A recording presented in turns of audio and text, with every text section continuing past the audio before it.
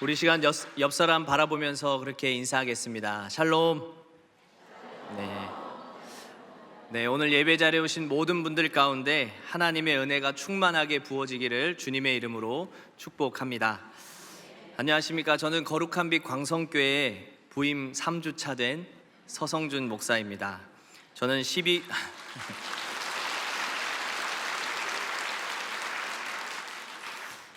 12교구와 제3교육위원회 다문화 선교위원회를 맡아서 섬기고 있습니다. 저는 제주도가 고향입니다.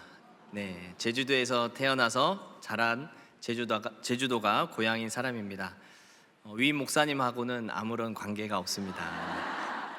여기 와서 제주도 분이신 줄 알았습니다.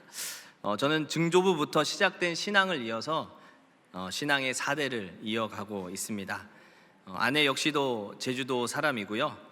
양가 부모님 모두가 지금도 제주도에 거주하면서 저희 가정을 위해서 늘 기도해 주고 계십니다.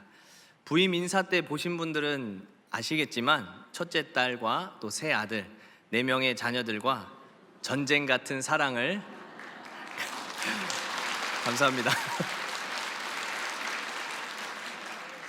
제 운명 전도사 시절만 해도 담임 목사님들께서 절대 애를 많이 낳으면 안 된다, 교회가 안 받아준다 이렇게 했었는데 시대가 많이 바뀌어서 환영받는 시대가 돼서 참 감사한 것 같습니다. 4명의 자녀들과 전쟁 같은 사랑을 집에서 행복하게 누리며 살아가고 있습니다.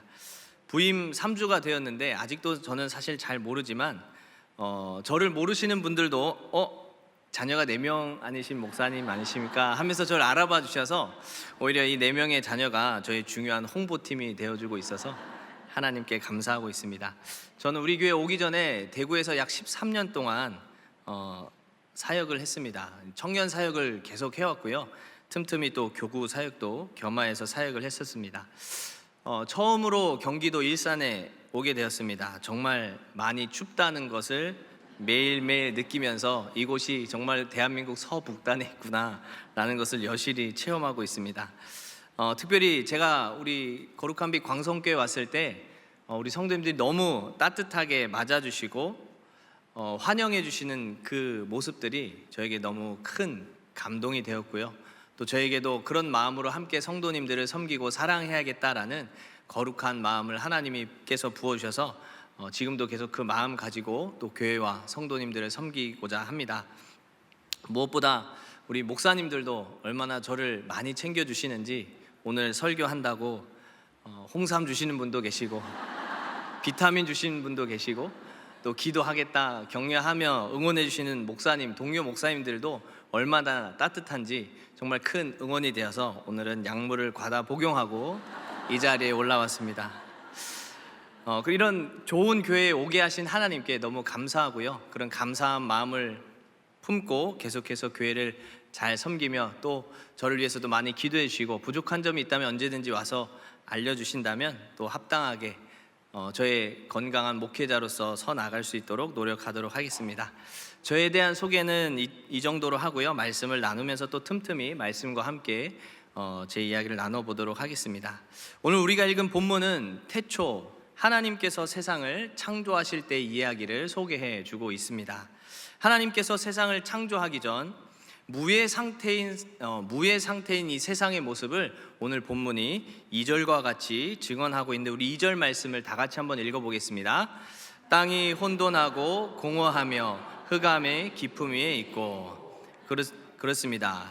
혼돈과 공허, 흑암이 가득한 무의 상태인 세상은 어떤 면에서는 하나님이 부재한 세상, 하나님을 거부한 영역들마다 일어날 수 있는 모습이다라고 우리는 해석하고 이해해 볼 수 있겠습니다. 그런 무의 상태, 혼돈과 흑암과 그리고 공허한 이 세상 가운데 하나님께서는 하나님의 완전하고 선한 것들을 창조하시고 세상을 존재하게 하셨습니다. 하지만 우리가 잘 아는 창세기의 흐름은 어떤지 잘 알고 있죠. 완전하게 창조하게 된 이 세상이 사람의 죄로 인해서 타락하게 되었고 깨어지고 파괴되었습니다. 깨어지고 파괴된 세상은 마치 다시 혼돈과 공허와 흑암으로 되돌아가는 것처럼 변화해 버리는 듯 보입니다. 어둠, 무질서, 불만족 등이 끊임없이 우리의 이 세상 가운데 이어지고 있다라는 것이 바로 그것을 증언해 주고 있다라고도 볼 수 있을 것 같습니다. 그렇다면 그런 혼돈과 그리고 흑암과 또 공허한 이 세상의 흐름 속에서 우리가 그것들을 또 마주하며 살아가게 되는데, 우리는 그렇다면 그러한 삶을 마주할 때에 어떻게 이것들을 풀어갈 수 있을까? 오늘 본문을 가지고 세 가지로 나눠서 말씀을 나눠보려고 합니다. 첫째입니다. 우리 다 함께 읽어보겠습니다. 흑암의 영역에 하나님의 빛으로 밝혀야 합니다. 그렇습니다. 여러분, 무의 상태 속에서 흑암이라는 건 어떤 정도의 어둠으로 느껴지십니까? 희미하게 보일 듯한 그런 어둠을 말하는 것일까요?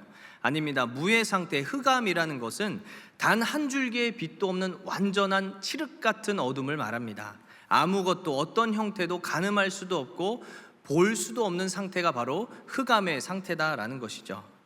이런 흑암의 상태는 오직 한 가지 방법 외에는 극복하고 그리고 이겨낼 힘이 없습니다. 그 방법이 오늘 창세기 1장 3절에 잘 나오고 있는데요, 우리 3절 말씀을 우리 다 같이 읽어보겠습니다. 하나님이 이르시되 빛이 있으라. 아멘. 그렇습니다. 이러한 무의 상태, 흑암이 가득한 세상에 하나님께서 가장 첫 번째로 하신 일은 세상을 밝히 드러내고 또 그 세상을 빛으로 비추는, 흑암을 걷어내는 일을 가장 먼저 하셨습니다. 오직 하나님이 창조하신 빛만이 어둠을 그리고 흑암을 몰아내고 극복할 수 있다라는 것이죠. 빛을 창조하신 하나님의 일은 빛이신 하나님이 이 세상 가운데 존재해야만 이 세상의 모든 어둠과 흑암도 몰아낼 수 있다라는 것을 의미하는 것입니다. 그럼에도 하나님께서 창조하신 첫사람 아담과 하와의 범죄는 곧 그들의 삶에 어둠이 찾아오기 시작했습니다. 그들이 마주한 어둠은 부끄러움과 수치였습니다. 자신들이 벌거벗은 이 부끄러움과 수치를 가리기 위해서 하나님을 찾는 것이 아니라 자신의 힘으로 무화과 나무 잎으로 옷을 만들어 그 수치와 부끄러움, 자신의 어두움을 가리려는 시도를 했다라는 것이죠. 그러나 어떠는가요? 그들이 만든, 사람이 만든 옷으로 그들의 어둠을, 그들의 부끄러움을, 그들의 수치를 과연 가릴 수 있을까요? 결코 가릴 수 없습니다. 오늘 이 시대도 마찬가지입니다. 우리 삶에 마주하게 되는 다양한 상황과 환경들로 인해서 우리는 흑암, 어둠에 놓이는 그런 문제와 어려움을 직면할 때가 있습니다. 여러분들의 일터와 사업에서 다가오는 그런 불안한 미래로 인해 우리는 그것을 어둠, 흑암처럼 느껴질 때가 있습니다. 내 사랑하는 자녀들에 대한 미래에 대한 염려들도 마찬가지겠죠. 가정에 대한 근심도 때론 우리에게 어둠처럼 다가옵니다. 나의 건강에 대한 두려움도 그렇게 찾아올 때가 있다라는 것이죠. 이와 같은 상황들은 우리로 하여금 마치 흑암에 놓인 그런 두려움에 사로잡히게 만듭니다.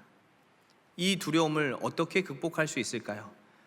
좋은 병원을 만나고 좋은 의사를 만났을 때 우리의 건강이 완전하게 치유될 수 있을까요?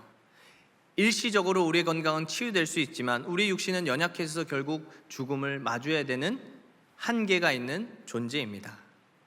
다른 영역들도 마찬가지입니다. 사업의 영역, 일터의 영역, 가정과 자녀들의 영역도 세상의 방식과 세상이 좋다는 것들로 아무리 채우고 대비하고 그리고 방책을 세워도 그것을 풀어낼 힘이 완전하게 세상에서 얻을 수 있는 길은 없다라는 것입니다.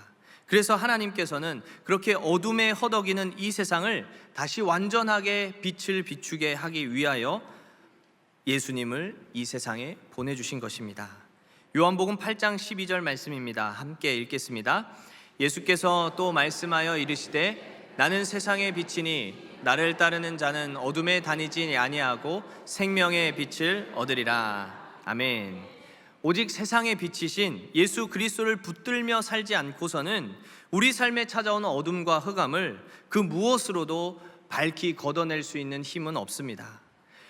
보이지 않는 이 어둠 앞에서 우리는 두려움에 사로잡혀 살 수밖에 없는 것이죠. 저 역시도 이와 같은 어둠과 흑암과 같이 느껴졌던 두려움과 그리고 불안한 미래에 허덕이며 살아갈 때가 있었습니다. 저는 해병대를 전역했습니다. 해병대를 전역하고 그때부터 하나님의 콜링이 시작됐습니다. 많은 사람들이 신학을 할 것이냐, 목회자 준비하고 있냐, 선교 갈 거냐, 그 이전까지는 단 한 번도 그런 이야기를 제 삶에 들어본 적이 없었습니다. 군대 전역하는 2006년 1월 26일부터 정확하게 기억하고 있죠. 끊임없이 수많은 사람들이 저에게 그렇게 이야기했을 때 너무 많은 스트레스를 받았습니다. 단 한 번도 저는 이 길을 가겠다라고 생각해 본 적이 없었습니다. 그래서 저희 모교의 담임 목사님께 여쭤봤습니다. 이런 일들인데 어떻게 됩니까? 목사님이 그렇게 말씀하시는 겁니다. 하나님은 사람을 통해서도 일한다. 기도해봐라. 너무 싫었습니다. 그래서 기도하지 않았습니다. 그렇게 또 열심히 교회를 섬기고 있는데 성가대 연습을 하다가 이번엔 뒤에 있는 친한 형이 저한테 야, 너 목회할 거냐라고 또 권면하는 겁니다. 그런 소리 절대 하지 마십시오. 형님, 사람의 생각으로 할 수 있는 일이 아닙니다 라고 했을 때 그 형이 갑자기 잠언 16장 9절 말씀을 보여주는 겁니다. 사람이 자기 길을 계획할지라도 그 걸음을 인도하시는 분은 주 여호와시니라. 너무 싫었습니다. 그래서 기도하지 않았습니다. 그렇게 계속해서 1월부터 시작된 이야기가 12월까지 이어지게 되었죠. 하나님과 끊임없이 씨름했습니다. 저는 하기 싫다고. 그렇게 8월경에 호주에 워킹 홀리데이를 가게 됐고, 그 12월에 시드니에서 있었던 코스타에서 열심히 은혜를 받고, 그때 주 강사님이 김동호 목사님이셨는데요. 김동호 목사님이 자, 여러분 우리 청년들 중에 하나님 나라를 위해서 내 삶을 평생 헌신하겠습니다. 일어나라고 했습니다. 일어났을까요? 안 일어났을까요? 안 일어났습니다. 수천 명 있었는데 한 7분 정도 일어나셨어요. 막 축복기도 해주시더라고요. 난 절대 저기에 속하지 않는다. 그래도 김동호 목사님이 그렇게 권면하는 겁니다. 그러면 2년만, 군대에 2년 가듯이 2년만 하나님 나라에서 헌신할 사람 일어나십시오 하니까 타협이 되는 거죠. 하나님 그럼 저 2년만 하겠습니다. 2년만 단기 선교사든 뭐든 하겠습니다. 그래서 2년으로서 얼마나 큰 만족을 누렸는지 몰라요. 그런데 이 이야기를 우리 같이 코스타에 있었던 조원들과 같이 나누다가 한 분이 저에게 그렇게 말하는 거죠. 너 참 어리석다. 하나님이 너에게 그렇게 부르시는데 정말 그게 하나님의 뜻이 맞겠니? 라는 것이죠. 그러면서 한 이야기를 해주는 겁니다. 아버지가 두 아들에게 청소를 시켰는데 첫째 아들은 하기 싫어서 안 하고 둘째 아들은 시키지도 않은데 기쁜 마음으로 할 때 아버지가 누가를 더 기뻐하고 누구를 더 사랑하는 모습으로 볼 수 있겠느냐라고 할 때 마치 그때부터 마음에 망치를 한 대 탁 맞는 것 같았어요. 그때 하나님의 어떤 감동처럼 저에게 들려주는 그런 어떤 느낌이 있었어요. 그게 내 마음이야 라는 하나님의 마음이 강하게 제 안에 확신으로 찾아오기 시작했습니다.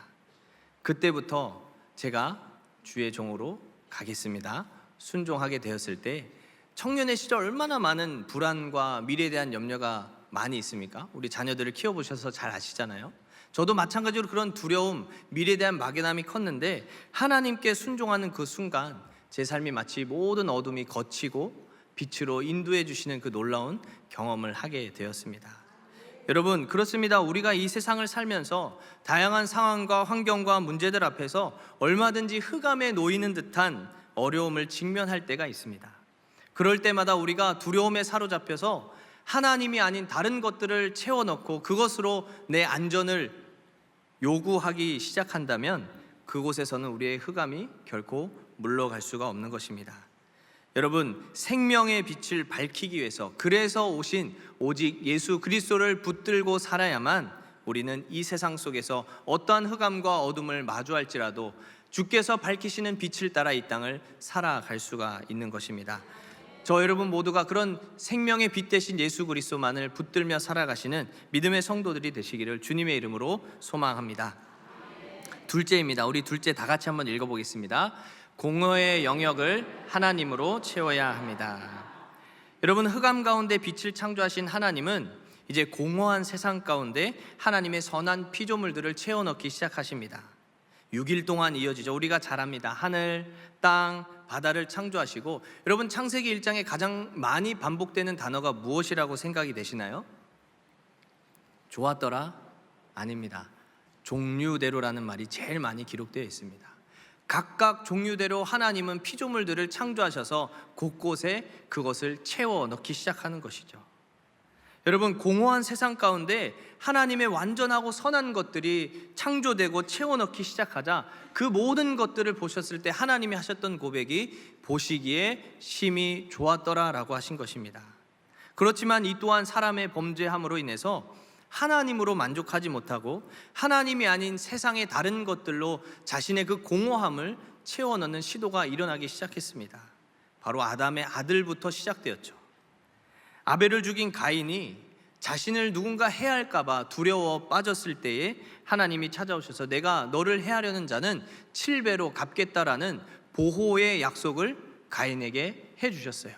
그런데 가인의 선택은 무엇인가요?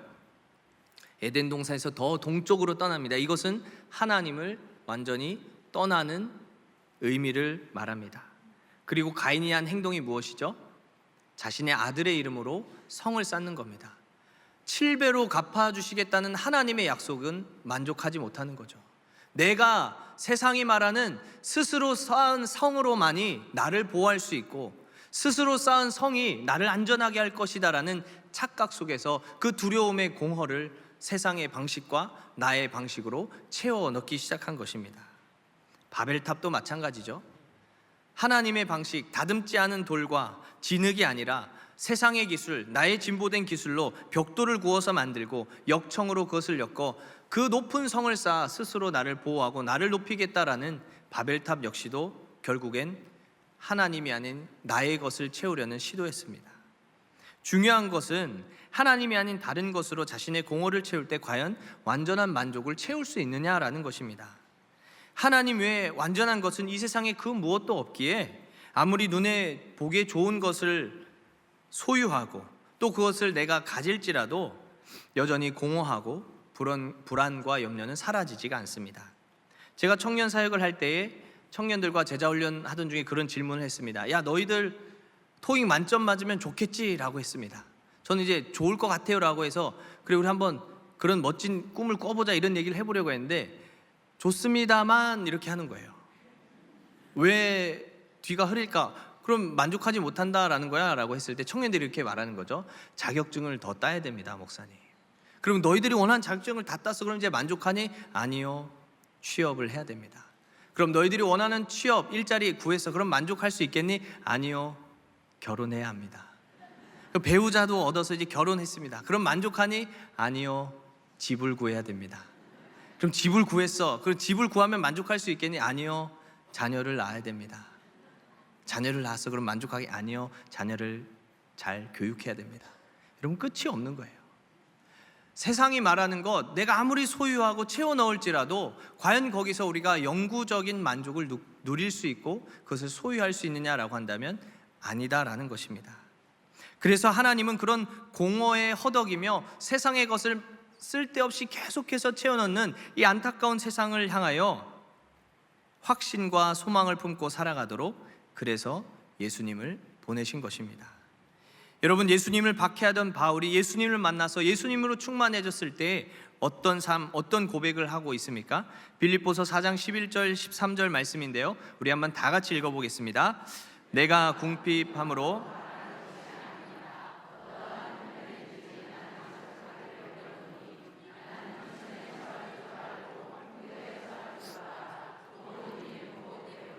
배고픔과 풍부와 궁핍에도 처할 줄 아는 일체의 비결을 배웠노라. 내게 능력 주시는 자 안에서 내가 모든 것을 할 수 있느니라. 아멘. 그렇습니다. 배고픔에도 처해봤고 배부르기도 해봤고 풍부해 보기도 했고 비천에 처할 줄도 알아봤습니다. 모든 삶의 영역들을 겪으며 바울이 고백하는 것이 무엇입니까? 오직 예수로 내 삶에 채워졌을 때 그 모든 것들을 초월해서 그 모든 것들을 내가 다 담대하게 마주하며 살아갈 수 있는 일체의 비결을 알았다라는 고백입니다. 예수님 외에는 내게 능력이 없다라는 것이죠. 예수님만이 내 삶에 온전히 그리고 완전한 만족을 주시는 분이다라는 것을 바울이 고백하는 것입니다.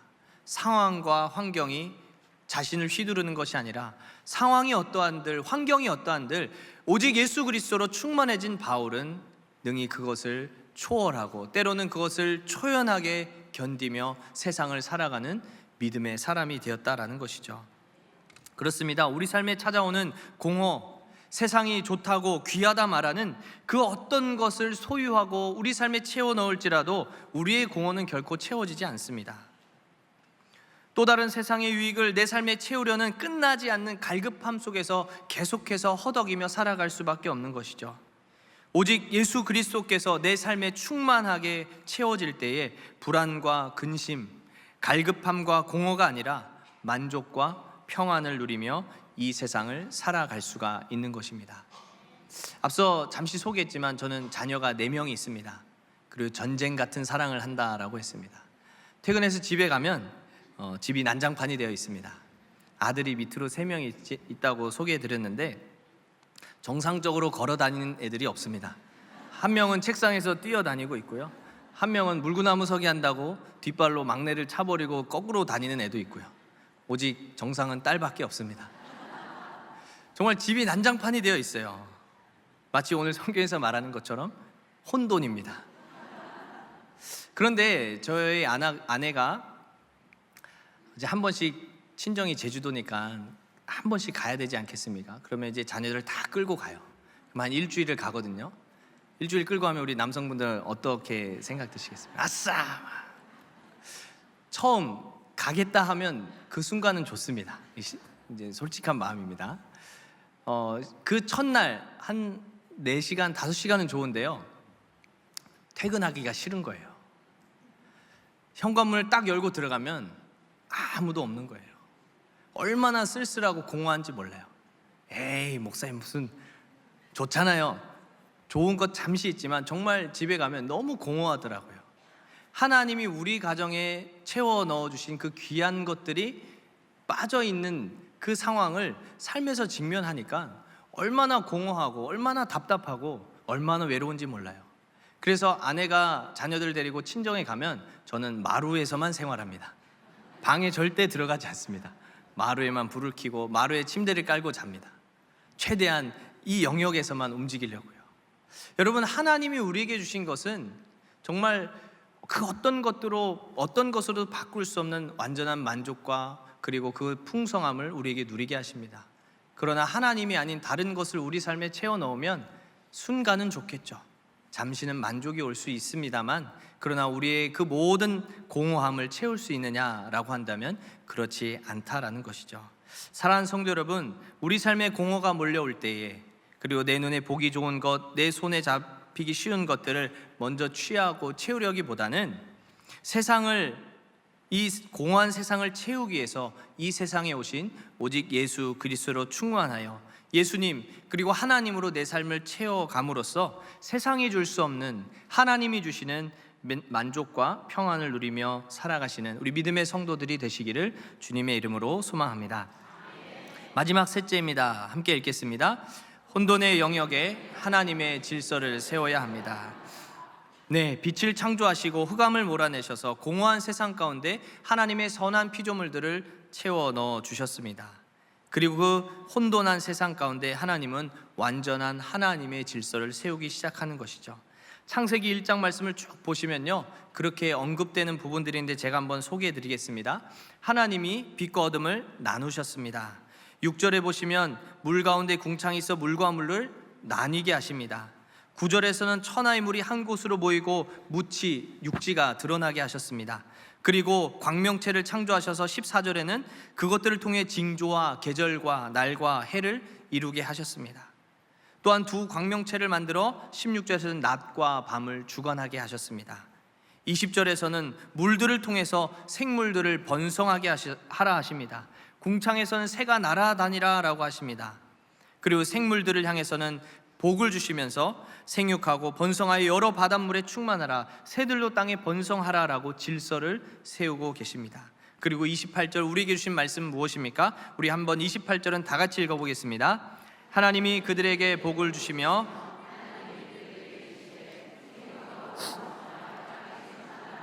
땅을 정복하라, 바다의 물고기와 하늘의 새와 땅에 움직이는 모든 생물을 다스리라 하시니라. 아멘.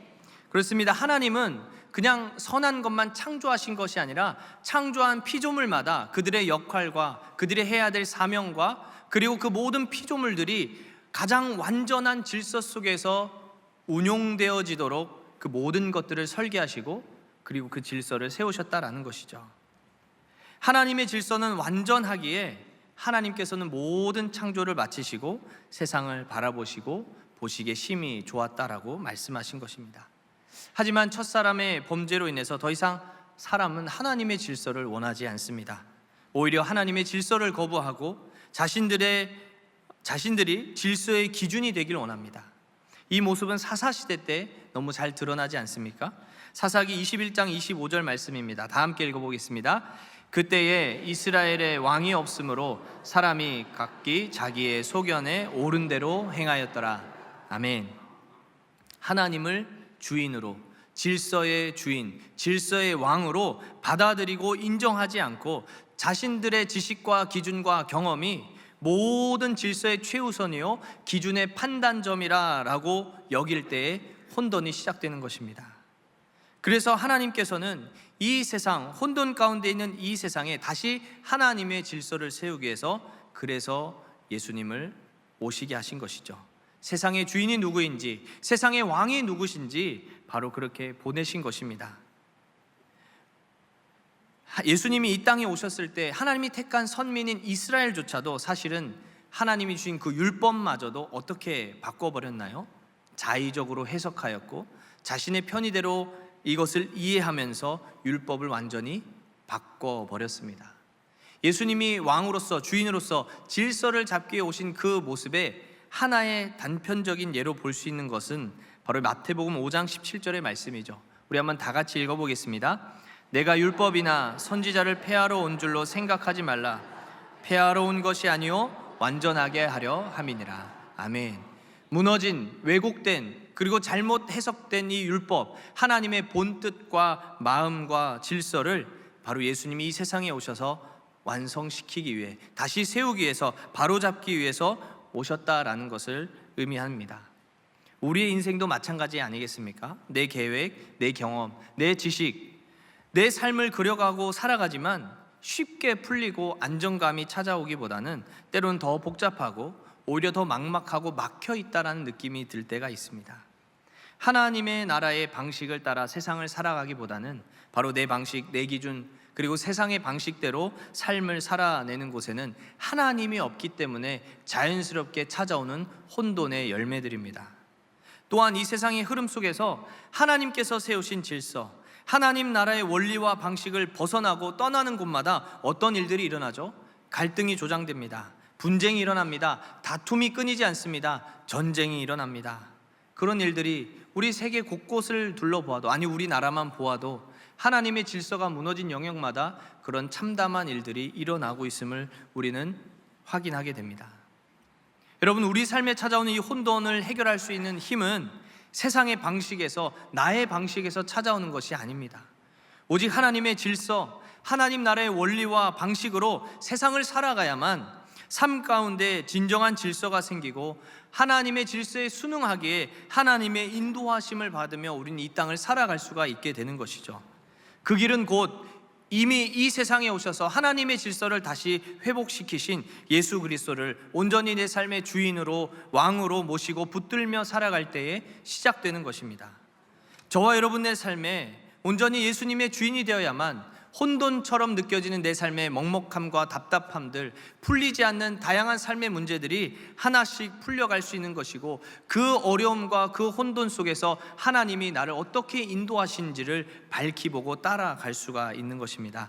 사랑하는 성도 여러분, 우리의 삶 가운데 날마다 오직 예수님을 주인으로 삼아 하나님 나라의 질서, 방식을 따라 이 땅을 살아감으로써 하나님의 평강이 늘 충만하시기를 주님의 이름으로 소망합니다.